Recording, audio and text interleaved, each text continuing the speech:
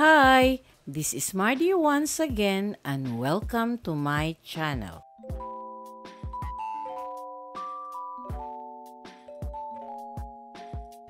Zoraida Sanchez was a renowned Filipino comedian, actress, television and film scriptwriter. She was born in Angono, Rizal on June 28, 1951 and became one of the prominent figures in Philippine entertainment, particularly in the field of comedy.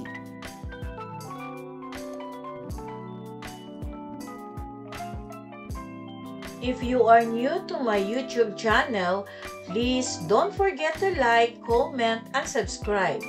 At para updated kayo sa mga susunod kong videos, please click the bell notification below. At sana po, don't skip the ads and please watch until the end of my video. Sanchez was born into a modest family in Angono, a town in the province of Rizal.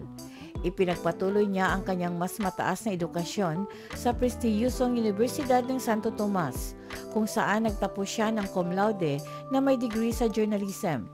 Ang kanyang akademikong background ay nagbigay ng matibay na pundasyon para sa kanyang trabaho sa ibang pagkakataon bilang isang scriptwriter.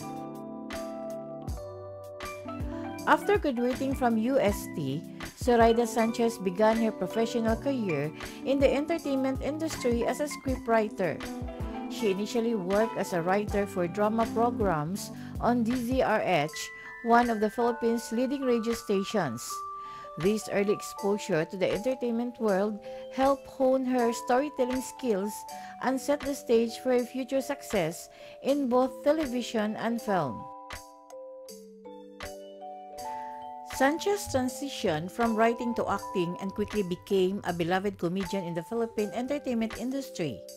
Noong 1980s, sumikat siya bilang isang regular na miyembro ng cast sa mga pelikulang komedya na itinatag ang kanyang sarili bilang isa sa mga nangungunang comedic actress sa panahon. Her timing, delivery, and charm made her a household name, and she was often cast in films and shows that showcase her comedic talents. Bilang karagdagan sa kanyang karera sa pelikula, si Zoraida Sanchez ay bahagi ng hit gag show na Going Bananas from 1984 to 1986 na naging isa sa pinakasikat na sketch comedy program sa telebisyon sa Pilipinas. Sa Going Bananas, nagtrabaho siya kasama ang ilang kilalang bituin noong panahong yon, kabilang sina Christopher De Leon, Edgar Mortiz at mga kapwa-aktor na sina Johnny Delgado at Jay Ilagan. The show is known for its funny sketches and lively performances, and Zoraida's comedic skills are an important part of its success. Zoraida Sanchez was a single mother to her daughter Alexis Joyce, whom she had with actor Dax Rivera. Despite the challenges of balancing her career and motherhood, she was known to be deeply devoted to her daughter. Zoraida Sanchez's career was cut short when she passed away on August 27, 2008 at the age of 57 after a battle with breast cancer. Her death was a loss to the Philippine entertainment industry, where she had been an influential figure for decades. She was laid to rest in her hometown of Angono, Rizal, where she was remembered fondly by her family, friends, and fans for her talent and her contributions to Filipino comedy. Despite her passing, her legacy continues to live on in the memories of her fans and the shows and films that continue to be appreciated by new generations of viewers.